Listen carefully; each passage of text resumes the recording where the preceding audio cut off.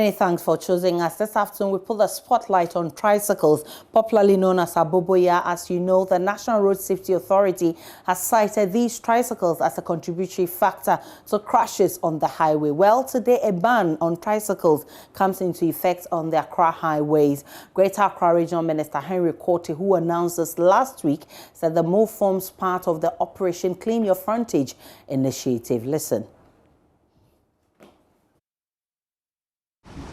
In as much as citizens have the right to own and ride motorcycles and tricycles, they must be done in accordance with the Road Traffic Regulations 2012 LI 2180. Further to this, RESEC, in collaboration with the Motor Traffic and Transport Department, MTTD, of the Ghana Police Service, the National Road Safety Authority, and the Driver and Vehicle Licensing Authority, intends to rigorously enforce road traffic regulations in the metropolis through a joint task force, particularly in the area of crossing traffic lights when it turns red, riding without a license, the use of an unregistered motorbike, bicycle or tricycle, and riding without the appropriate gear. As I said earlier on, effective 1st November 2021, no motorized tricycle, and I repeat, no motorized tricycle, otherwise known as aboboya, should ply the motorway. This is just for aboboya. However, in line with the intended exercise, all motorized tricycles, in particular, motorcycle and tricycle riders, should keep away from all major highways and principal streets and restrict their operations to community riding by 1st February 2022.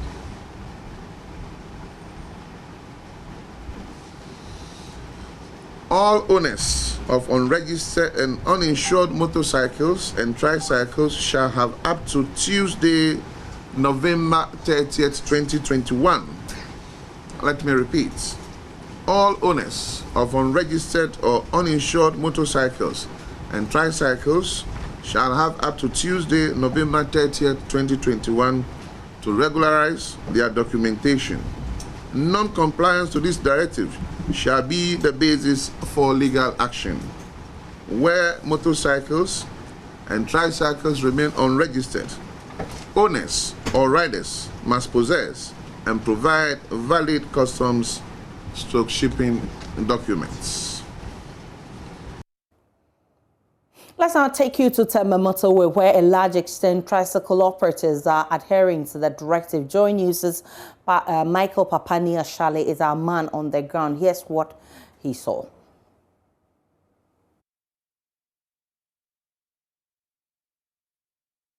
This is the Tema Accra Motorway, arguably one of the most busiest highways in the capital. As you can see behind me, with many cars speeding away at unbelievable speeds. On this motorway, it's 90 kilometers per hour or above. However, this is not the case every day, as some tricycles who can barely make 60 kilometers per hour ply this route every morning, causing many challenges for motorists and pedestrians. As you can see, as we speak, one of them is heading and tells you how they really use this motorway every day with ease. The Greater Accra Regional Minister, Henry Quartey, has given the directive together with all the assemblies within the Greater Accra region to ban the activities of these tricycles on major highways, including the Tema Motorway. This morning, that is not the situation, as they continue to defy the orders of the minister. Almost over 2,000 people. Well, they say motorway, we for not pass motorway. So what work they will do give us? Now I go find how I go manage then, because now no, if they say we for not pass motorway, Kurano na mebo na beyende. Mebo ko wia. So amukuma aye omo na moma amukumi because me adwuma na me ye no.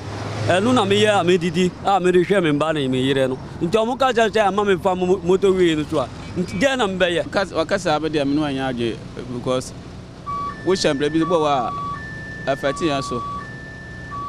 Ebi dey dey here for to bola for one na use bola no go fa bola fi Madina na Accra besen kwakon na ya mu ye wrego in kwanchen na one time na because why na say na ye na e follow the free ye kwa Accra ka follow the free wo ba ashama no ye say ye na duan boy because we use no so akwan so na akwan da wa you butu afa akwa Accra ya ka fa duan na aban so ye bi edi no ento wo sham bless me fe moto ya aban say yan so ntu ko bi a adwuma na ba because of mbombreni tintum kwa kafa aba me na menchen both me pamona ko machine so wo de dwan sinemi a pamona ko ba o ka sem na me cause accident a drive na ride na ride car crap be too cross one and cross one accident. So he makes the case that possibly there should be an exemption to the categories of tricycles that will not be allowed to apply there. He says that it's an essential route that he has to use to cut goods from some major cities around, particularly from Accra, and bring it all the way to Ashaiman. We've been talking to some motorists as well, and they welcome the move and say it's been better on just the first day without Aboboya riders on the motorway. My name is Pakwesi, aka Scanty from Ewutuba. Right now they help us because from La Paz to Tema, it no be small journey, but the road circle no be good. So right now they go help us. How you see the way they drive for the road top, the Aboboya people? Oh, you no good at all. Sometimes you see it be N1, you're supposed to go speed, but because of them go delay you, and if you make some small overtaking, then some accidents will come. So right now they'll be good for us. So you just heard from one of the motorists who says that plying the motorway without tricycle users is much better of an experience than what it was before. Well, we hear from some more of them and what they make of the situation as at now without Aboboya riders on the Accra-Tema motorway. My name is David. They have to sack them on the road because last time I had an accident on the road. I hit somebody back because of the Aboboya. We are speeding up, but unfortunately the Aboboya stopped immediately. So immediately I saw the car. When I applied the brake, I hit the back of the car. So I have to go and buy the bumper for the person. It's almost 600 Ghana cedis. I have to buy it. So if they stop them, it's very good. It's very good. So it's a good idea. But you've used the highway already today. How has the driving experience been for you? Today it was very free flow. Because early in the morning when we are going to La Paz, like, it will take you about 1 or 2 hours before you get there. But today I used about almost 40 minutes getting there. But when I'm coming, the road is freely. And you want to believe that this is because the Aboboyas are not on the road? Yes. Most of the time when we are coming from Accra, you won't see it all. But when we are coming on the top speed, you will see some car will apply some brake. But you see that you saw it, you apply the brake, you hit the back of the car. Last time there's a gas car fall on the dance. I think I forgot the area. But the gas car saw the Aboboya. He wanted to overtake the Aboboya, but he couldn't. He saw another car too coming from the other lane, so he had to stop.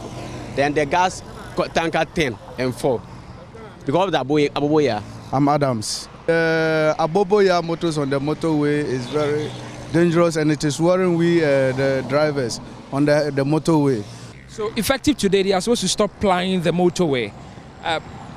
As a motorist who has used it already, how's the experience just today? How's the experience without them? Okay, this morning I came from Accra. When I was coming, I didn't see them on the motorway, and I'm going back. So I'm sure that maybe because of the ban, I can go through without seeing them on the motorway again.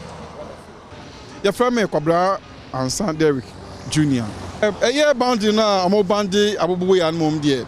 Yada and Penifua Sipa. Sansa Aboboya a year a Fidibia a Konya. It is a would do anymore. Ubehuano, no assign across so. Near a coso accident. Me, Minamoto used to be a me who Aboboya Wakoso.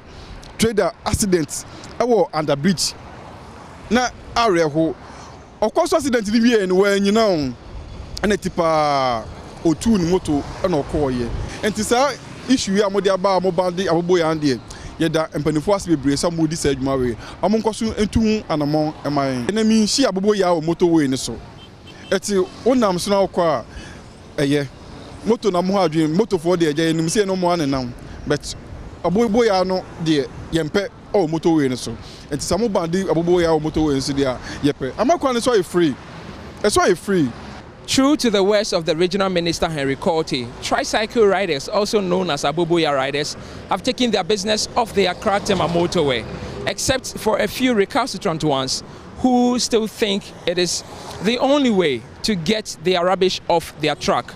We've plied the road from Accra Mall all the way to the Tema toll booth and back to Accra, and no security man on site to enforce the new directive. It's just the first day. Also be interrogating the matter. My name is Michael Papani Ashali, reporting for JoyNews from the Accra Tema motorway.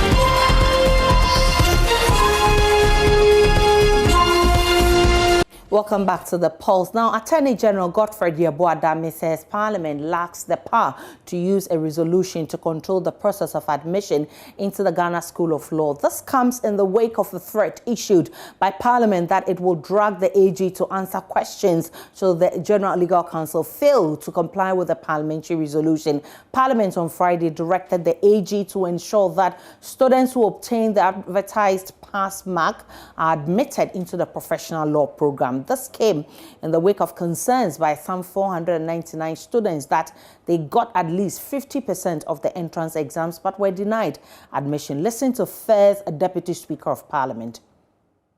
Is all in favor of the motion, say aye. Aye. All against the motion, say no. The ayes have it. The motion is adopted. The Ghana General Legal Council is hereby directed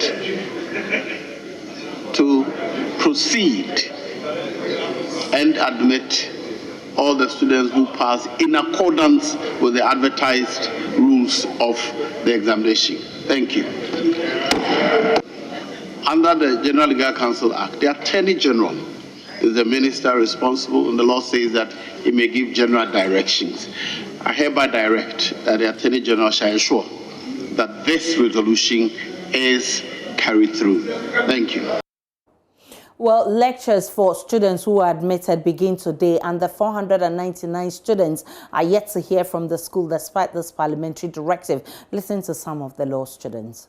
Everybody is disappointed. I'm not the only one, because looking at the distance people have covered as far as the north to just come and witness the first day of the sitting, and the case has just been adjourned to the 9th of November. Our expectation was that, being a human rights case, we would get a speedy trial so that we can continue class just like our colleagues who are in school. It's unfortunate. What we can do now is to appeal to the powers that be to give this case all the attention that it deserves, so that we will bring finality to this. We pray for the best, and we hope that justice will be served. In fact, that is really sad, because we know very well that we have passed an examination, which we know from time immemorial, the pass mark has been 50 and above. That is not a battle. That is not a war. They are our fathers. We are only saying that we believe genuinely that we have passed. So they should let us in, and at the end of the day, Ghana will win. I don't think it's bad in itself. It's a process. We believe in the legal process. So if the case has been adjourned and we are being asked to come next week, on the 9th, why not? We know we'll get justice for the 499. I'm very calm. I'm very certain that justice will be served. So I'm not really worried about the adjournment. It's a process. It's a legal process. So be it what may, it's fine with me. My name is Ellen. I'm one of the 499. I think the adjournment, they've spoken to our lawyer, Martin Pegu. and everything is in order, so we'll wait till the 9th and proceed from there. But what can we do? That's the courts. We cannot go against them. We are waiting, we'll still wait, and we are hoping that will be admitted.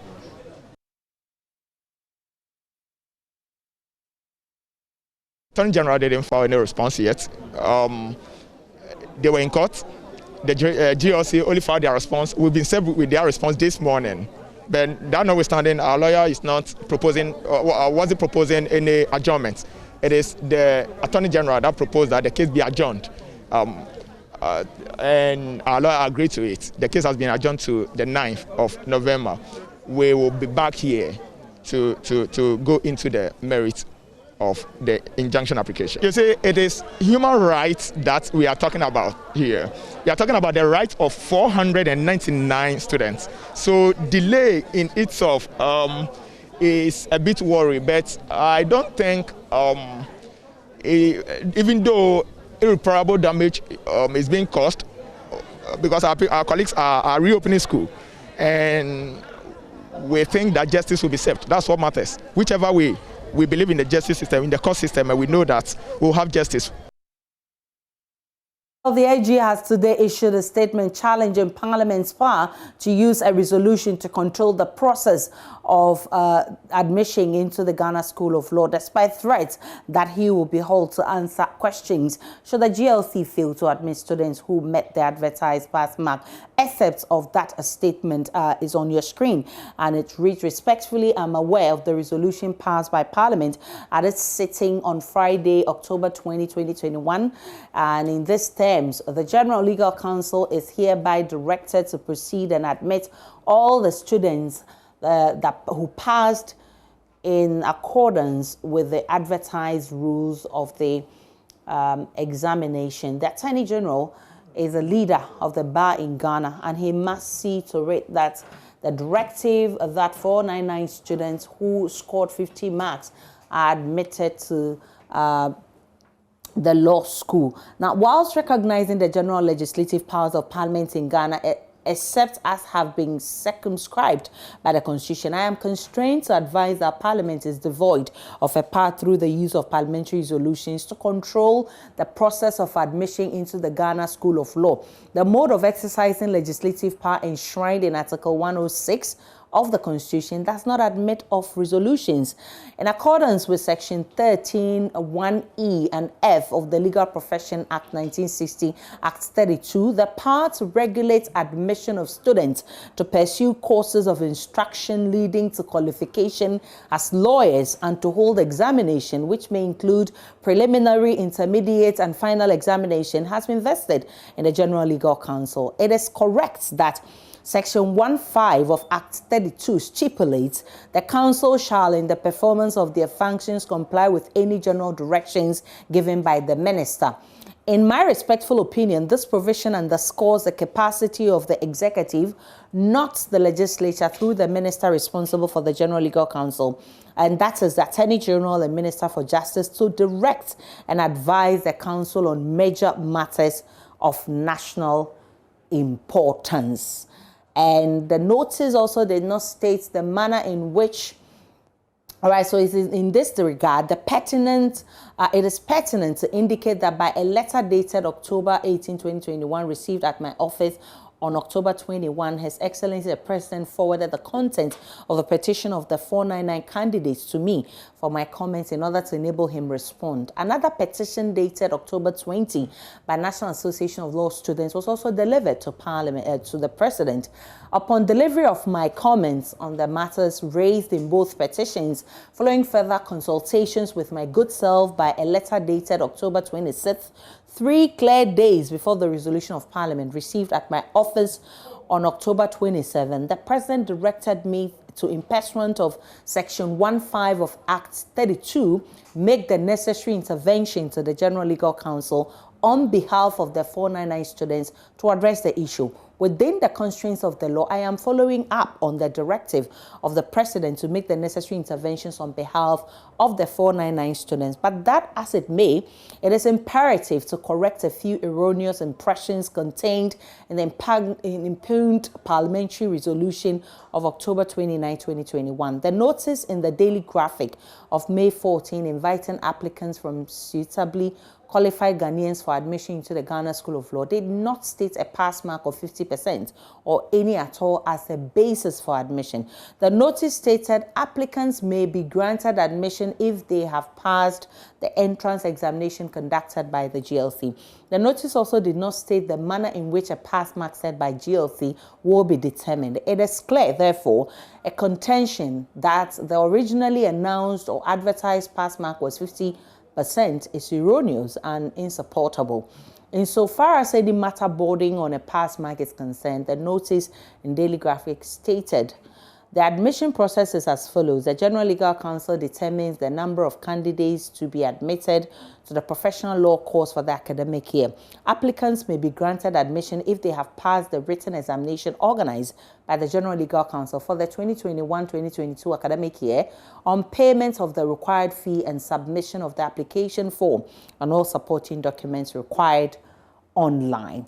And so this is the statement that was issued by the Attorney General, and so it is copied, it's signed by Godfred Dame, who is the Attorney General, and he says eligible candidates who attain the minimum threshold mark set by General Legal Council will be offered admission for the academic year. The GLC's notice was hinged on Section 13(1)(e) and F of the Legal Profession Act 1960 Act 32, which empowers the GLC to regulate admission of students to pursue courses of instruction leading to qualification as lawyers and to hold examination, which may include preliminary, intermediate, and final examinations. And this is actually signed by Attorney General Godfred Dame and copied to Chairman of the General Legal Council. So in essence, what the letter is saying is that they are unable, the General Legal Council is unable to go by the directive given by Parliament, and the Attorney General says that Parliament has no power to actually hold him to respond to those directives. Let's get an interpretation of the law on this and speak with Kwekwan Sasari, who is former director of the Ghana School of Law. I'm grateful for your time, sir. Thank you. So you have been on this matter of opening up the professional law school for students to benefit. First, let me gauge your mood on what has happened with these 499 law students. Thank you very much. I'm sure both of us are aware that the matter is currently pending before an Accra High Court or so. So I wouldn't like us to deal with a pending matter so that we can limit ourselves to the directive by the Speaker and the Honorable Attorney General's response. As far as I'm concerned, the directive by the Speaker is without any legal basis. And if it is implemented, it will amount to a naked usurpation of the functions of the General Legal Council. That's my first reaction. Secondly, nowhere in the Constitution has it been expressly stated that Parliament can intervene in such matters. Thirdly, the Legal Profession Act in Section 1, subsection 5 states clearly that it is the Council, that is the General Legal Council, that shall in the performance of their functions comply with any general direction given to them by the Minister. My understanding of Minister in Act 32 is that the Minister refers to the Minister that the President shall assign certain functions to handle. Parliament is not a minister, and therefore Parliament should not wade into this unnecessary legal banter with anybody. I'm surprised that Parliament, will take upon itself something, to throw a red herring into the eyes of the general public. General Legal Council is the only statutory body responsible for the administration of legal education in Ghana. No other body. That the council conducts, that the entrance exam, comes under LI 2355. And again, it provides that the Ghana School of Law may grant admission to an applicant to undertake the professional law course if the applicant has passed an entrance examination organized by the council, not an entrance examination organized by Parliament. So the Parliament doesn't come in. Again, LI 2355 states that a person is not qualified for admission to undertake the professional law course where that person is for any justifiable reason considered by the council to be unsuitable for admission. It is a discretion that Parliament cannot question. The General Legal Council has spoken. It is only the Minister of Justice, not the Attorney General. I need to make this clear. It is not the Attorney General. Under Section 56 of the Legal Profession Act, the minister means the minister who functions under this act are for the time being assigned by the president. The Attorney General doesn't come in, Parliament doesn't come in, the Speaker doesn't come in, Ancestry doesn't come in. It is the minister. If Parliament has any complaints at all, he can do so on the quiet. But to bring the weight into this controversy publicly is the least I expected for Parliament to do. The three branches of government have their individual functions. Let Parliament limit itself to its legislative function as assigned it in Article 93, Clause 2 of the 1992 Constitution. I'm afraid I cannot go along with Parliament in this unnecessary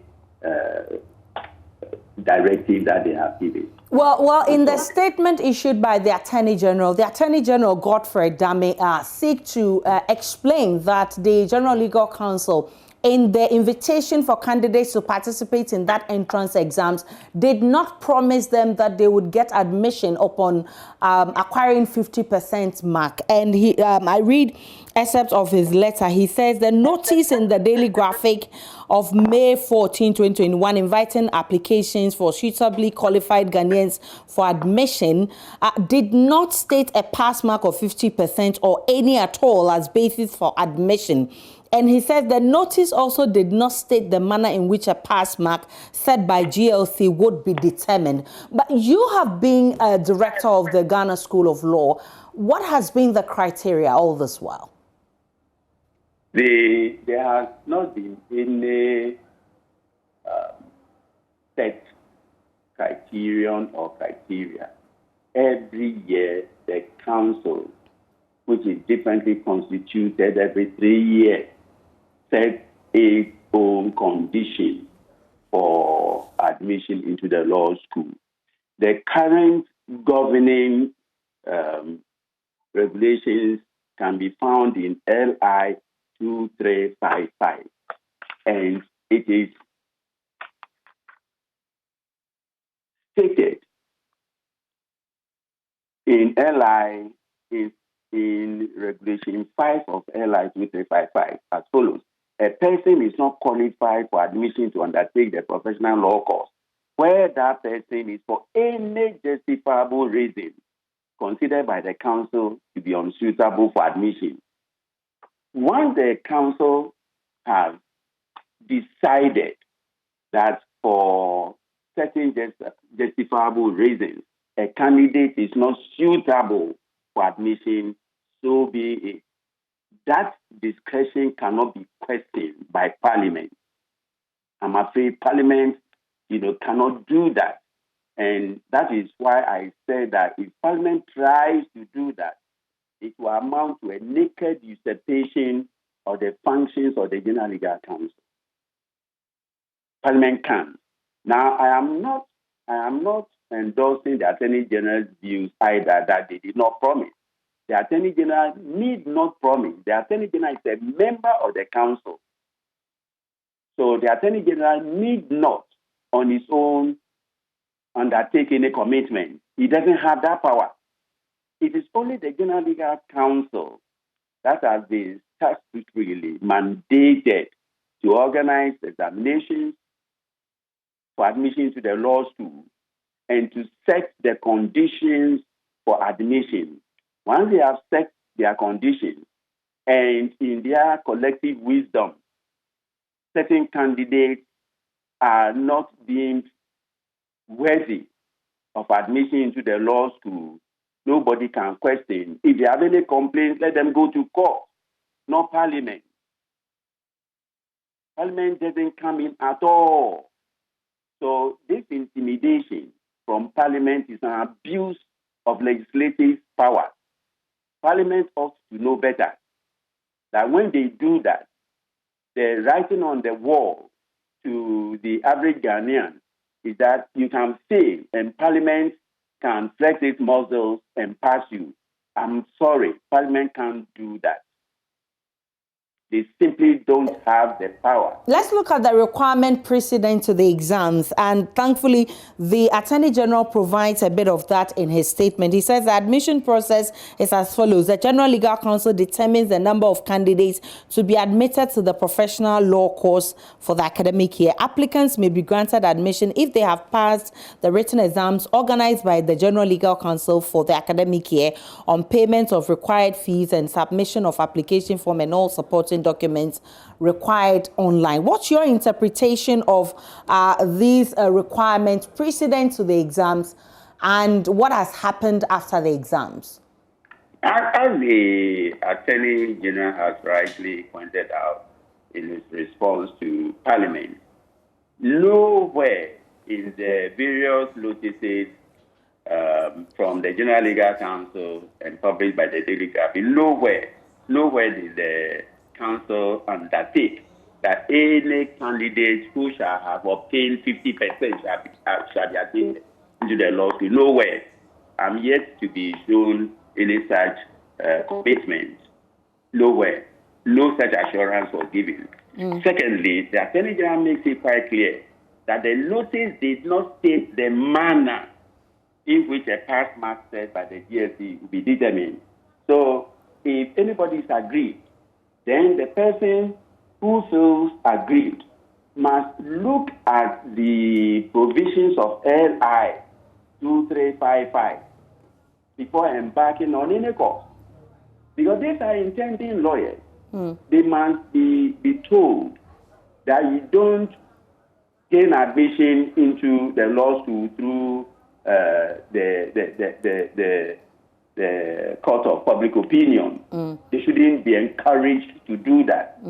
They should be encouraged to study harder and pass next time, rather than what Parliament is trying to do. Parliament is creating a very false expectation in them. It is not legitimate. It is not legitimate at all. I'm grateful for your time. Kwekwan Sasari is former director of the Ghana School of Law, and he's been interpreting the law on whether Parliament has the power to actually direct the General Legal Council to admit the 499 students who are aggrieved that they passed the 50% threshold and were not admitted. Let's now head to the Accra International Conference Center, where the Habitat Fair is wrapping up. My colleague Hannah Odame is there, and Chief Operations Officer Ken Ansam is also at the Accra International Conference Center. We can get sights and sounds from there. All right, so we'll prepare and get you that wrap from the Accra International Conference Center, because the Habitat Fair has been successful. People have a lot of goodies they've gotten from that fair they'll be sharing from us. But also 17 people, including 10 children, have been confirmed dead in a fatal accident involving a Sprinter bus.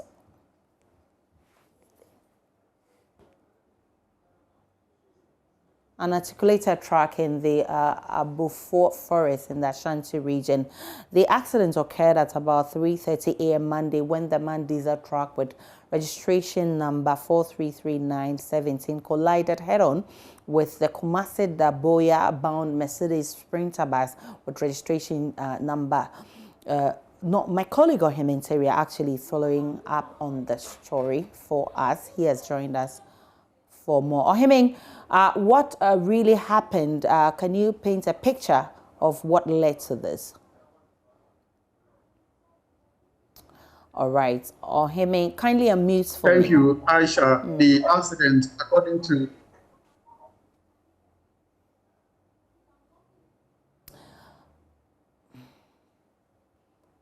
Aisha, I hope you can hear me. Loud and clear. Go ahead, Ohiming.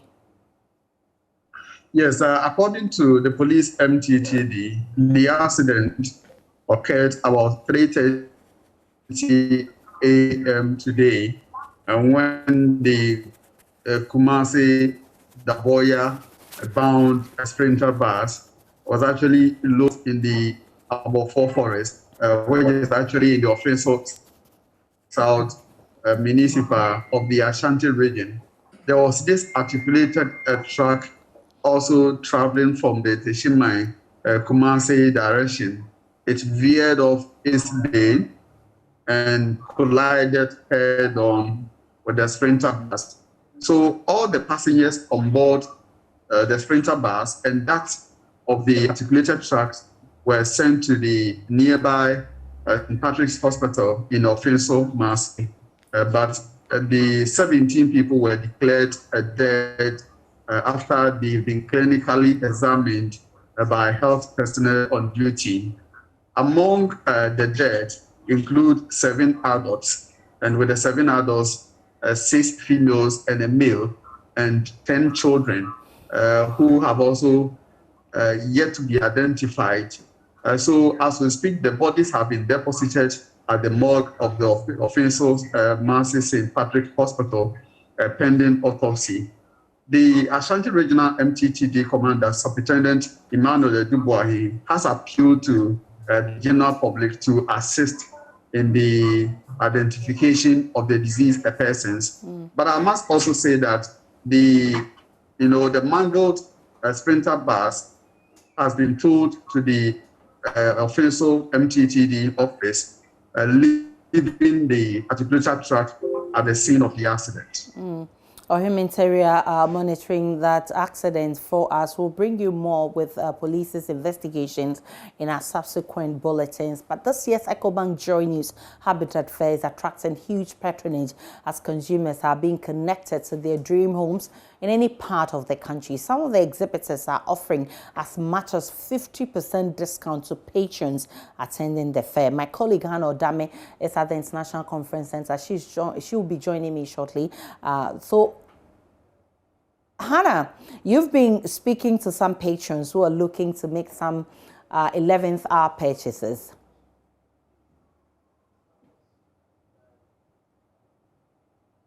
Hello, Hannah. Day of the EcoBank JoyNews Habitat Fair, and exhibitors are excited, so are the patrons. A lot of them who came here say their dilemma of either to build or to buy has been answered. And so I have with me here 2 of the patrons. They are going to tell us how this fair has helped them. Hello, Emmanuel. He is a constructor, so let's hear what he has to say. What's your assessment of the fair? You told me you've been here and you've gotten so much to do. Tell me more. Yeah, what I got here is nice to me. And my expectation is this month has to be coming on and coming on. You know, the burden is not only once. More time changes come. Now we are seeing more new things in the part coming. So what did you get when you came here? Yeah, when I came here, I saw some even the water along. When the water normally come the building, we planned out to sort that problem for some years ago. No, now I just see everything nicely. And so were you able to get one? Yes, please. You love the innovation, huh? Thank you very much. And I also have with me here another patron, excited one, of course. How has it been for you? And what did you get here? Yeah, very well. I think Joy FM and then your sponsors are doing well. However, what I want to say is that this kind of platform should be replicated across the region. And also there should be education on mortgages, because people don't understand, people fear about the interest rates and other things. But mortgages are meant to have you enjoy the product now and pay into the future. And also the interface between builders and landowners and the government itself should be strengthened through the land administration process, so that land acquisition becomes easy for estate developers and also people who are in the industry. Of late, Ghanaians are becoming more sophisticated and they want quality things. Of course, how can we bring quality things and make it affordable? So the encouragement of local industry producing homemade goods for the public and also to assist the building industry to be able to reduce costs is the main issue here. If you go for the loan and you cannot afford, yes, exactly. Those are the So things. you are talking about quality and affordability. So did you get any of such deal when you came here? Oh, of course. A lot of Ghanaian industries are doing well these days, rely on local materials as inputs into their building. And I think they could be recommended for that. But something should be done about the exchange rate. If there should be some rebate to developers such that they can be able to produce at a cheaper cost, that is it. Because the government alone cannot do alone. The private sector have to step in. And that enabling environment that should be created, such as access to good roads, access to documentation, how fast it should be through the land administration process. All these things have to be done in order to create that environment as an incentive for the private man to build more, because the public sector is not able to deliver or be. Yes. So he's advocating for more public-private partnership. And I have with me here another patron. How are you, sir? You're live on Joy News. How has it been? I mean, I just saw you coming out of Interplast. What's your assessment of the fair and what did you get for yourself? The fair is okay. I think I've had a lot of insights as to how I'll go about putting up my building. And I really commend Joy FM for organizing this fair. It's good. So did you get any stuff for your building, as you said? Yes. I've gotten some contacts and I think that I'm going to use them. How about the deals? Did you get any? The discount and the offer? All of them will tell you once you were here, when you contact them, they're going to give you discounts. So I think it's okay. So you are taking advantage of that? Yes, that's fine. That's awesome. I told you earlier there are so many great deals, and there is more here when we come to this dance. Hello, how are you? I'm fine. You're welcome to Joy News. Would you mind telling our listeners and our audience what deal you have here at Matita? What deal? Yeah, they have a new product that we are looking at. It's interesting. A concrete that is lightweight. You should imagine. But it's now that the technology has come in, so we are hoping to see more of this here. And there are type of roofing, the roof covering. It's made of plastic, so it's good for the coastal areas. So that's why I'm interested in it. We have a project around the coast that I want to use here. So we are not just writing your phone number and name, but you actually go ahead to buy them, right? Yes, I will go back and do my few analysis. You have to compare cost and then the cost and the quality. And then if the cost can match it, why not? We come for it. Great. And I see one of the sales representatives here also trying to get other clients to buy in. And I have seen another gentleman here. Hello, how are you? Right. You're welcome to Joy News. Oh, okay. Yeah, I see you just coming out of Max Mart, Mega Max. Did you get anything there? Yes and no. If I made inquiries about certain things I will need in terms of the electronics. So later I'll get in touch with them and then see how best I can go about it. So electronics was your need for coming here or something else? No, I'm undertaking a project, a building project. So I came to have a look at so that the things that I need in terms of my security features, the towels and other stuff. But unfortunately, I've gotten in touch with certain people, so I want to get in touch with them after the exhibition and then. So getting everything under one roof, what would you say about that? No, it's the best. But that's why I'm here. Because I knew if I come here, I'll get everything that I would need for my project. So I think I'm okay. And today being the final day, I see lots of heavy discounts here. Have you taken advantage of some? Sure. If I tell people said to give me 10%, 50%, if I should get in touch. So I've taken the contact, I've always get in touch with them to take advantage of the promotion going on. He's going to take advantage. I tell you, it's just about 2 or 3 hours more. You can come here because the deals are here. The offers are here. If you wait till you go to their shops, you may not get them. Thank you very much, sir. Hello, how are you? Welcome to JoyNews. You can see that she's just coming out of Special Gardens. I'm sure she's made a deal. Tell us about that. Not yet. So I'm just getting information right now to try to see whether I should build or buy. And right now I'm leaning towards buying, so we'll see. Wow. Based on the information you've gotten here, Based on the information I'm getting here, yes. It's been really, really informative and then so what is drifting your attention from the building? The building is the time aspect. Okay, based on my profession as well, I won't be able to keep up with visiting the sites and all that, unless of course you're getting someone, a contractor, to do that work for you. So buying and then the payment plan, it seems much better for me as an option. Much easier and better. She has been able to resolve her dilemma. How about you? I mean, she says because of time constraints, she prefers to buy. Thank you so much. And how about talking to some of the exhibitors as well? How the fair has been for them, because obviously they brought the deals and the offers. And Special Gardens is going to tell us how this fair has been so good to them. It's been very good, as a matter of fact. We've had a lot of patronage, and I think our promotions and discounts, which you publicize a lot, is what everybody's interested in.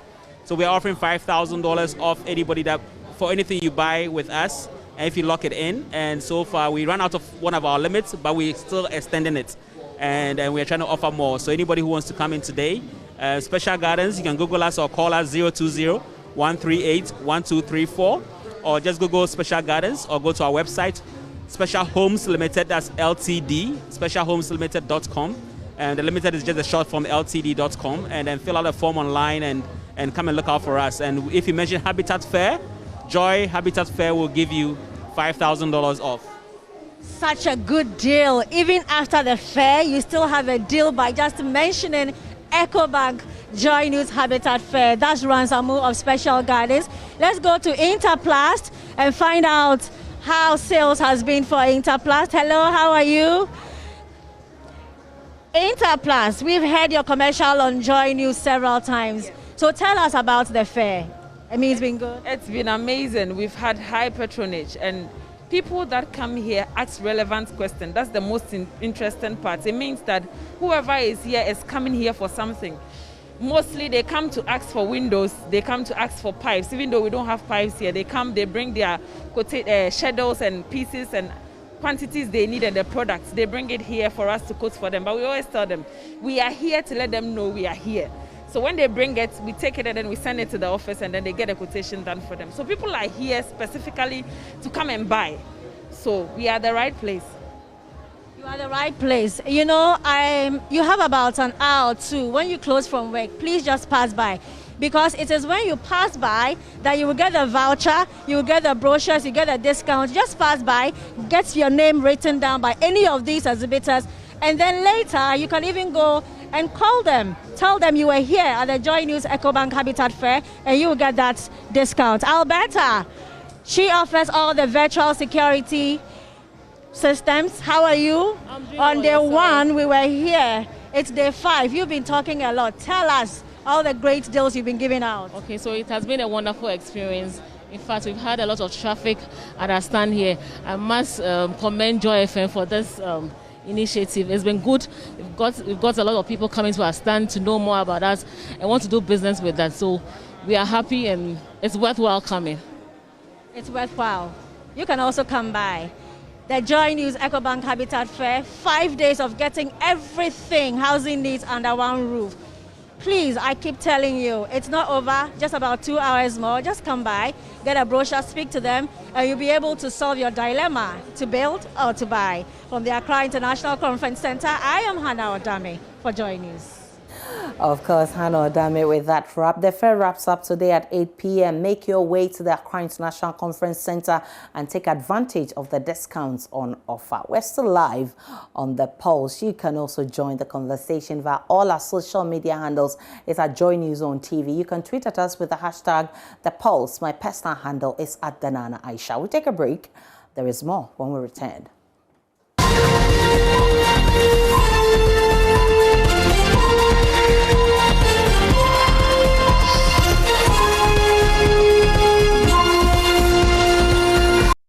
Welcome back to The Pulse. We're live from our studios in Kokomlimle. Now, the Tricycles Association is warning the ban on tricycles on highways in the capital will have dire consequences on the riders because the new directive robs them of their livelihood. Joining me in the studio is the National Chair of the Tricycle Association, Lydia Bamfo, to drum home their demands. Lydia, I'm grateful for your time. You're welcome. So what has been your concern? Because there's been a lot of talk about how your drivers are causing a lot of accidents on the streets, on the highways especially.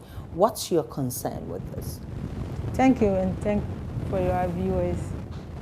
My concern is that the Aboboya waste pickers are many in the system, and for them to ban in highway is a big blow to them. Why am I saying that? All the municipality that we are working under, before you can offload the waste, unless you go to Tema, because we all know that Greater Accra, we don't have Lamford, and the only one that we have in Greater Accra is at Temakpong, and that place also is almost full. They are just managing it. After Temakpong, we have to drive all the way to Nsumia or Nsawam, a place called Adipa. Now, if this ban is going to take effect on us, it means that unexpectedly, Minister is trying to ask us to stop work.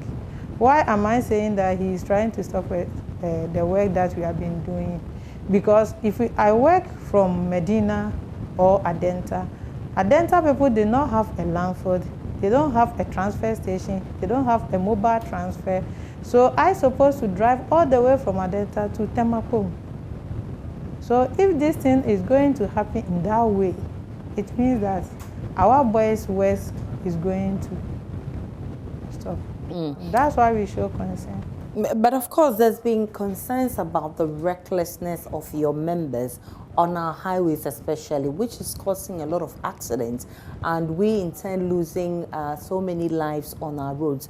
Are you not bothered that we're losing so many lives and the fact that we really need this ban to check accidents on our roads? We even appreciate the ban. Why am I saying that we even appreciate it?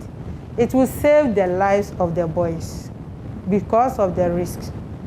But we want a minister to do something for us before, because if the municipality is going to have a mobile transfer station, as in a semi-trailer which can take 45 or 40 tons of waste, and that will help us a lot, because Aboboya waste workers has been coming to stay in the system. There are more than 5,000. Currently, those who have been registered are 2,800 working active.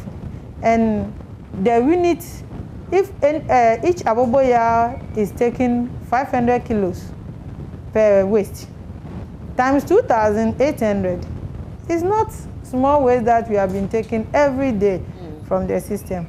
So if this thing also is going to be banned, it means that they're supposed to do something to support the work that we have been doing before he will announce this, because this announcement and the information that goes out also giving some of the policemen opportunity to arrest the boys.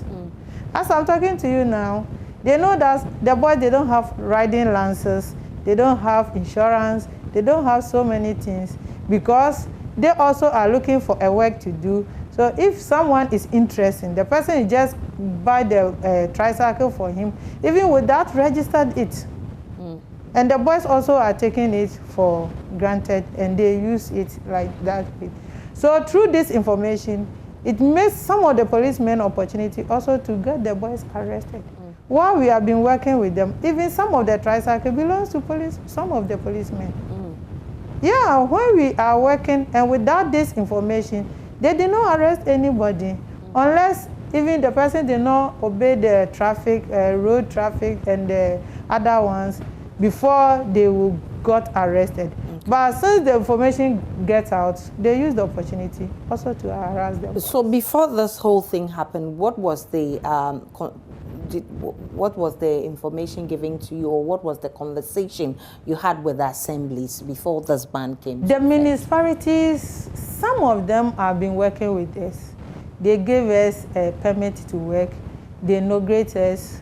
They gave us certificates. We are uncooperative with some of the municipalities, because along the line, when we organize ourselves as an association, University of Cape Coast comes in, the research department. So they did waste characteristics with us. Through that, C40 and AMA win West African Best Award, Informal Waste Workers Award in the whole world, and which former mayor went to Lindaland or one of these countries and collected. So through that, they recognize us, they start giving us permits. So through those informations, made some of the municipalities also knows that, okay, if these Aboboya people are helping a lot, why don't we also integrate them so that we can give them permit to work? So some of the municipalities have been giving us permits, and the permit, it wasn't free. They sell it, we buy the permit. Some sell it monthly, some sell it annual, some sell it quarterly. So we have been working with them. But we all know that those municipalities surrounding Greater Accra, they don't have land for transfer station or landfill site or whatever. They don't have. So all what we are pleading that they have to do something about it. Instead of bonding, we understand because it has rescued us. But if there's a transfer station or mobile transfer site for us, we will support ministers' bond and make sure that we will make it work. Because when the ministry set up, we did this cleanup exercise with our late Honorable Kofi Ada. We promised him that we will help him to stop illegal dumps, and which we did. Okay. So now, what do you want? What have you sent your appeal to the regional minister? No. What exactly do you want him to do? We want him to, even not that we are teaching him how to do his work. No, we are pleading for that. But at least we wanted him to sit with us, the association, because we created this association to govern the boys who have been working. When we noticed that they have been working without any rules and regulation, that's why we come in to create this association. So we wanted minister to invite us, access our input. Then we also will show concern that this is our input. This is what we want the government to do for us, so that it will help our work. Then we can do it and do it well to help the city clean. Because when this Aboboya starts working, we see that the cholera outbreak and diarrhea or so on and so forth also has been reduced. Okay. So now that the ban is taking effect, what do you intend to do? Now, the only thing that we are asking, ours has been postponed to February next year. Okay. Because of ours has been postponed to February next year, we are pleading to the minister and the government as well. The transfer stations that we have in Greater Accra is not enough. And at the same time, we want a mobile transfer seat. That's the 40 to 45 ton semi-trailer, so that it can be in the municipalities. So any municipality which Aboboya has been working there, can go nearby and offload it. Because previously when Lamford was around, like Abokobi and Malam Junction, each Aboboya tried to go 3 trips a day. Now they manage to go only 1 trip.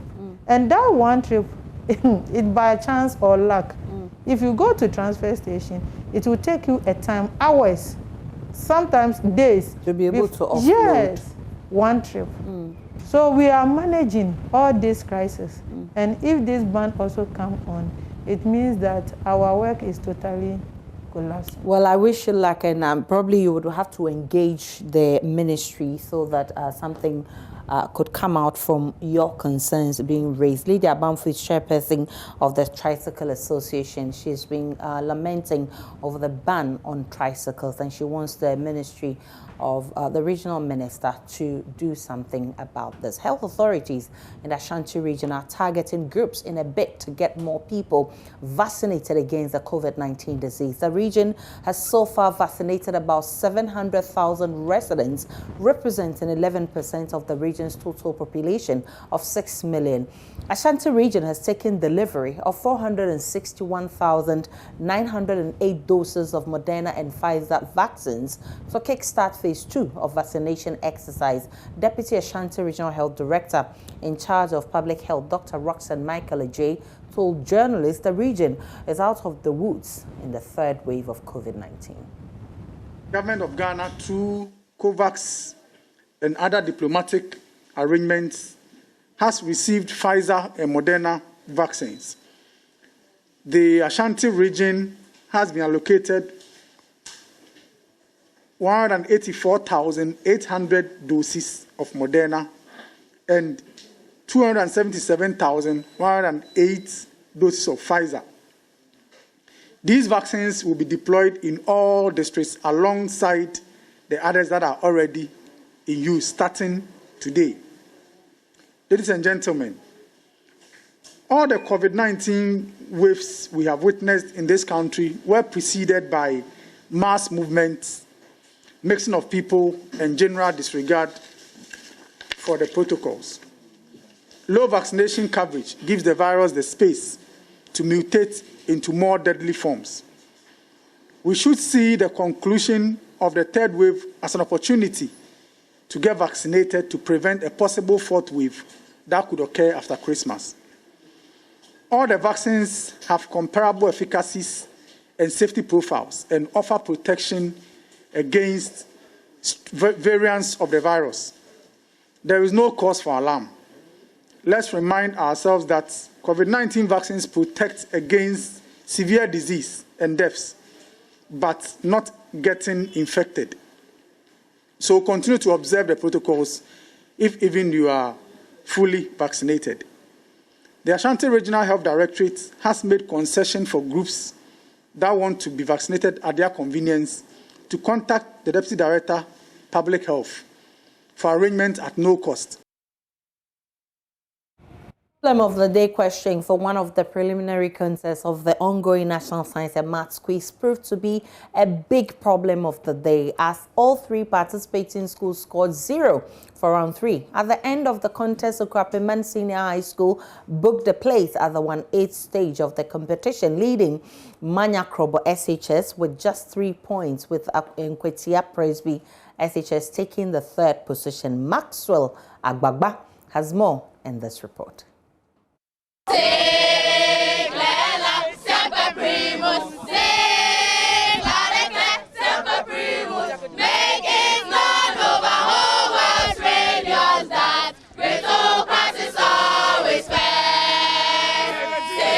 Okrapiman School has qualified for the 1/8 stage of the ongoing National Science and Maths Quiz in Kumasi. It was a close shave, a narrow escape for them. Many of them are excited that they've qualified for the next stage.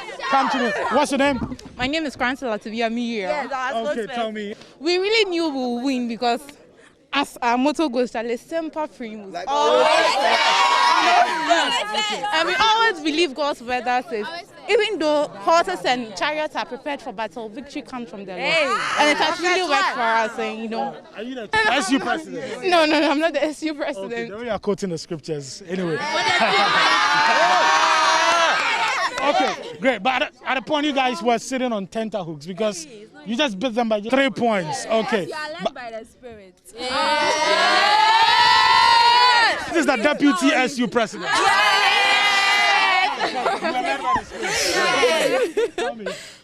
At first, it wasn't that easy, but once they were there, we were praying, and the Holy Spirit led us. But what does the NSMQ mean to you, students? What does it mean to you? Well, it means a lot to me. It feels like an achievement. Just being on the platform to experience this, it's a great experience, and I'm just so happy that. We apologize for that. We'll bring it back for you to see what exactly transpired today in all the contests. We're gearing up for the big day. We'll take a break on the pulse. We're back with more.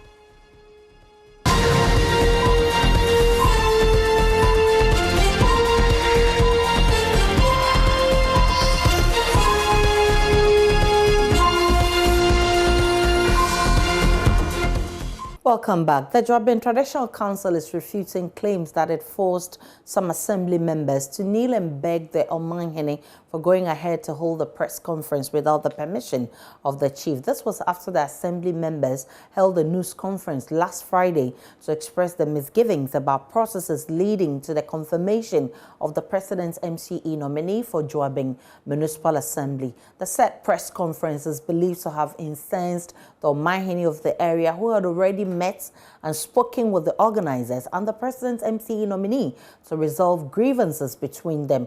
Following the news conference, the 8 assembly members were invited to the chief's palace to apologize for disrespecting the chief. Pictures of the assembly members on their knees have since gone viral with several narratives. The registrar of the Joabin Traditional Council, Kwekwa Akuma Asare, has been speaking to JoyNews' Israelite. We apologize because he has called us and that he said, if you think you are not safe, it is me who owns the land and you need to come back to me. You don't have to let the whole world know whatever that is going on around the area. So if you have a problem, come to me and no other person. So we also said that, Nana, we are sorry and that you've had a meeting with us. So if there's something of that nature, we should have come to you, but we are sorry for that. That is the reason for the kneeling, and it doesn't have anything to do with, voting. If you are going for elections and you go to meet such a situation, having the press with us, that is the quickest thing that could let the whole world, including the president, know what is going you there. quickly apologized. Come again? You quickly apologized. For what? For doing the press conference. You said you wanted the whole world to know, but then right when you told the world, you went back to apologize for telling the world. But apologizing doesn't mean that the world did not get to know that indeed there was heavy insecurity at Joabin Municipal. There were military with 4 armor cars. The kneeling doesn't change it, and that is the reason why we let the whole world know. Apologizing. Apologizing means because you agree that you are just going for elections, 26 people, and you have 4 armor cars. 2 cars with policemen. So just my brother, my sister, I want to ask you, and you will not feel happy. Okay, great. The picture making the rounds. Are you part of those kneeling, Mr. Gallo? Yes, I am the one wearing the cloth. Oh, okay, so the one right in front. Yes. Okay. Because Nana was talking to me, and I also transferred the message to the people. So everything he mentions my name, and he mentions Ajari's name. Ajari is the one who also is in the political suit, blue. Okay, all right, I see that. So how long did you kneel for? At least 5 minutes. Do you feel pressured to approve to confirm the president's nominee? We feel so because we think that if that is not it, we will not be having this big, number of security coming, and that we think that we've been intimidated, because you will bear with me that Jobin have never experienced, even during the national elections, heavy security like this before. So that is why members feel too intimidated, we feel too worried, we feel too disturbed. Under Article 11 of our Constitution, customary laws and then common law are recognized. So if the assembly members sought to listen to the traditional authorities, it's part of the governance process. However, if the right to vote of assembly members are infringed upon, they have every right to go to court. I am always surprised about people who run to the media for the media to come to their defense if their rights are being trampled upon. If they genuinely think they have a case, they should just go to court and provide the evidence in court that their rights have been trampled upon. But from the way he's explained the thing, it seems to me that they respected the customary laws of the land as provided for under Article 11 of our Constitution. I am not in favor of people who make noise without testing the laws. If it happens in one assembly, two assemblies, three assemblies, then what they need to do is to go to court. They strongly believe that their rights have been infringed upon. So, yes, I have not witnessed it in any assembly. So I'm in a very difficult position to draw conclusions. But my simple advice is that if it happens and the assembly members genuinely believe that they are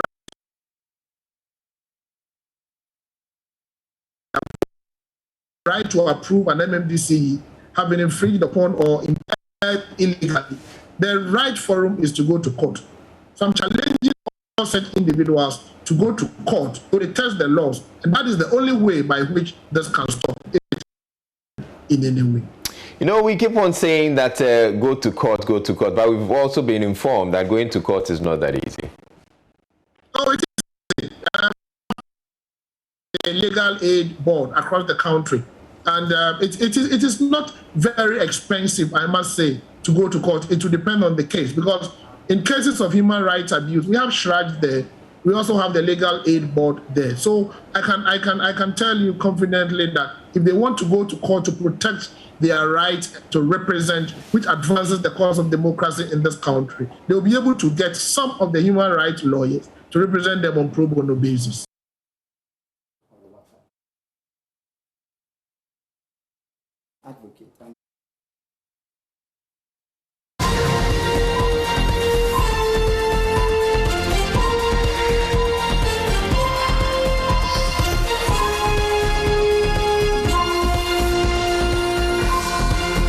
Welcome back to the Pulse. And as Ghana deals with the current COVID-19 pandemic, how well are we prepared as a country, for future epidemics or another pandemic if it happens?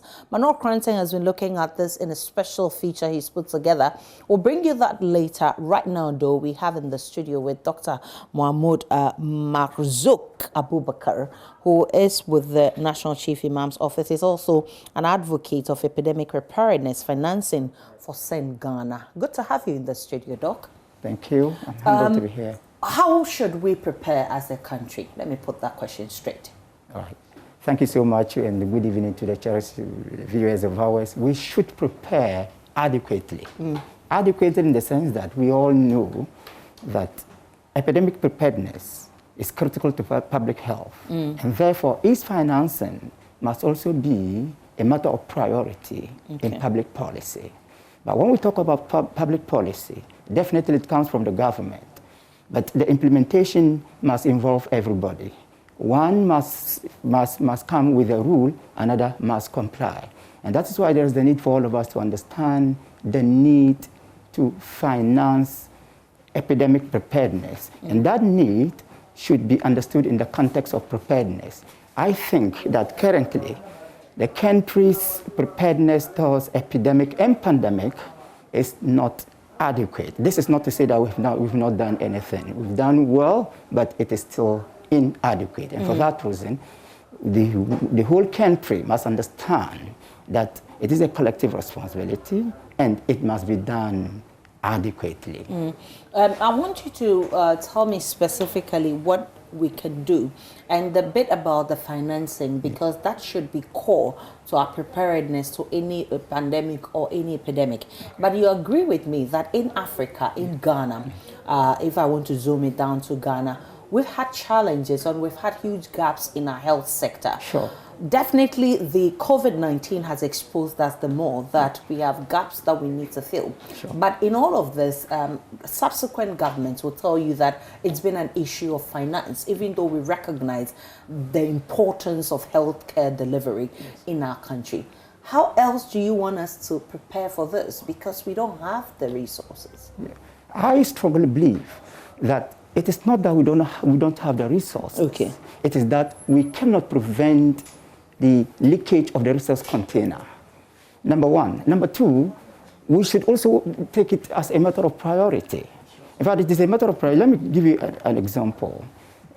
Statistics from St. Ghana indicates that between 2018 and 2000, the annual budgetary allocation to the health sector averaged 7.5.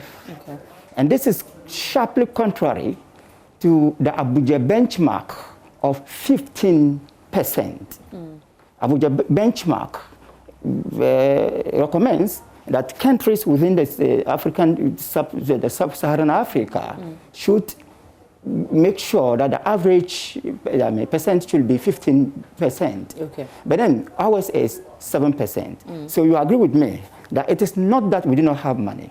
It is that we do not do adequate allocation. Okay. Then we also agree with me that allocation is only one of the benchmarks of the three components of financing: allocation, release, and disbursement. Okay. So whilst we have a problem with allocation, definitely we will have problem with the other benchmark. Definitely. Again, if you don't allocate, you cannot release. And sometimes too, experts are of the view that the release becomes more problematic than allocation. So sometimes the government will do proper allocation, but the release, yes, because of the nature of the bureaucracy associated with the implementation of our policies. So now COVID has exposed all of us. I mean, briefly, how should we prepare going forward? We are not saying that we want to see pandemics, but these are force majeures that happen. Yes. Something that you don't prepare for, something that you're not looking forward to happens to you.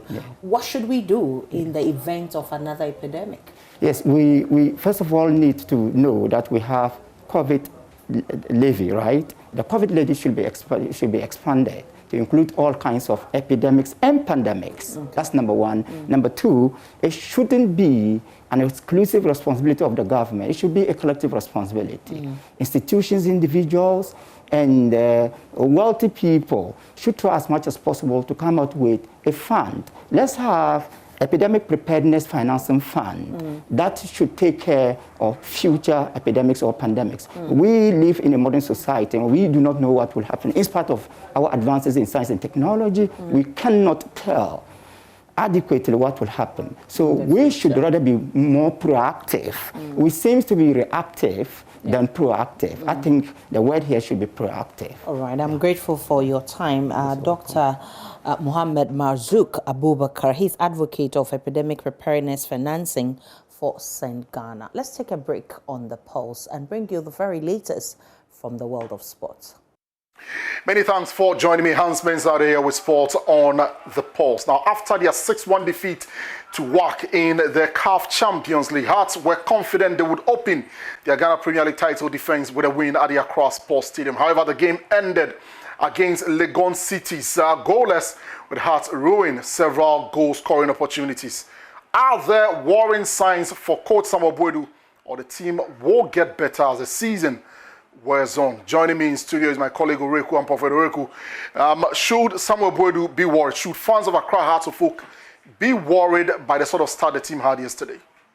Well, if you're going by what happened last season, they started pretty slowly, had a new coach, didn't win up until game week 5, and they found a way of coming back to win the league. But if you do want to rely on just one season out of the past 5 or so seasons where they have failed to win their opening games, then you realize that the sample size is a bit too small.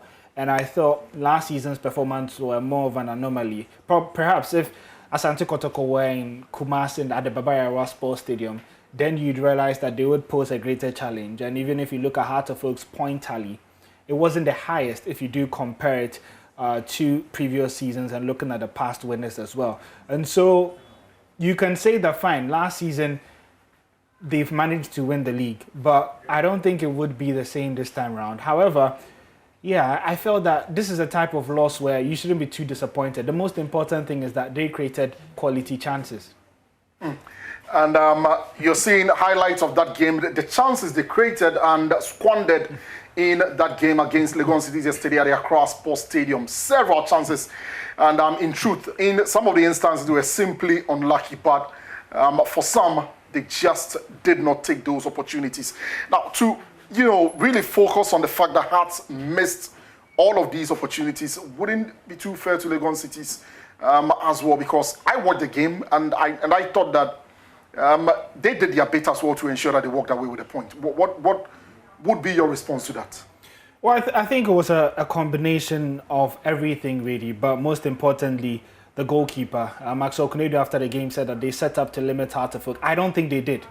I thought the quality of chances that Heart of Oak created, they did deserve to win any game. It's not every day that they're going to face opposition who the keeper would end up as the man of the match. So I think it's one of those games. Asante Kotoko had a similar match against Ash Gold last season where nothing seemed to be, going past the keeper on that day. And I think that that's what we realized. But for me, and the reason why Heart of Oak fans don't need to panic is that they're still creating these good chances and following similar patterns from last season. And I think we can take a look at last season's match between Heart of Oak and King Faisal, and we can demonstrate a pattern that the team are still showing even from last season. However, there were some differences as to what the execution was. Okay, so let's quickly take a look at the games that Oreku is referring to, and of course we'll just oppose it to what we are waiting. So there it is on your screen there. So this is the match against King Faisal, and you could see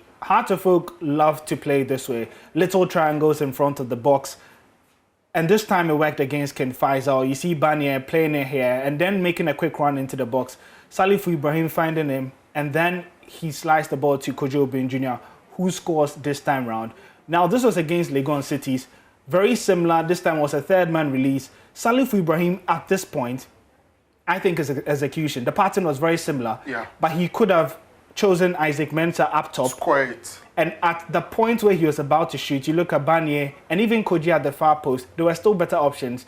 Regardless, it was still a good chance for, Salifu Ibrahim with the chip. But then again, you want to look at chances and what was the percentage if he was to square that ball. I think he has a 90% chance of scoring there rather than going for the chip. So I don't think it's much of a bother because they're still, demonstrating these patterns that we saw from last season. And for me and for Boedu, I think that is the positive from there. And you can also look at another chance against Liberty in the last season as well. That was actually the game where they were crowned as champions of the Ghana Premier League. And we would see a similar pattern to one of the chances that they created against Legon Cities. But really, okay, so is that what you're seeing on our screens? Okay, yeah, so this was the goal. You could see a Salifu Ibrahim corner kick and Banier making the near post run and winning that header in front of his man.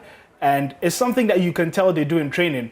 Now, unfortunately, they tried the same thing against Legon Cities. However, they met a different keeper with a different quality. You can see here, same angle, same everything. Banier runs right ahead of his man and gets in the header. However, maybe I thought there could have been more spin on it, but unfortunately, the keeper was in a better position to save it this time. So I don't think they're worrying signs. They're doing the same things they were doing last season. It's just a little bit of maybe execution that they would have to work on this time around. Isn't it possible also that teams have watched them, what they did last season, and probably mapped out a strategy to be able to deal with their attacking sequences in games?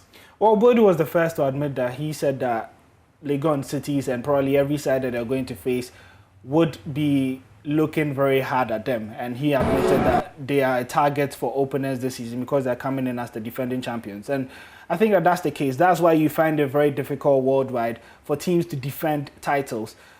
So even a game against the newly promoted side would be like a final for Heart of Oak. But once again, for me, I would be worried if Heart of Oak were not able to create these sequences. Okay. And for instance, you had someone tracking the run of Banyan, stopping the header at the near post. But that wasn't the case. So they're not fully been found out yet. Okay. They're still doing this solvable by opposition, and Boydo would have to keep an eye out on that. And Heart of Oak, of course, can also master it because I've seen them do it around the 90s and the 2000s. Ishmaelado, Charles Taylor, Emmanuel Sekufo had a pattern and they mastered it. We'll see how it all pans out for the Phobians and, of course, the other teams in the Ghana Premier League. In the meantime, read more at myjoyonline.com/sport. I am Hans Mensando. Many thanks for your time. And that's where we part company on the Pulse this afternoon. I've indeed enjoyed my almost 2 hours stay with you. Up next is Let's Talk Showbiz, but also log on to My Joy Online for more news. Do enjoy the rest of our program.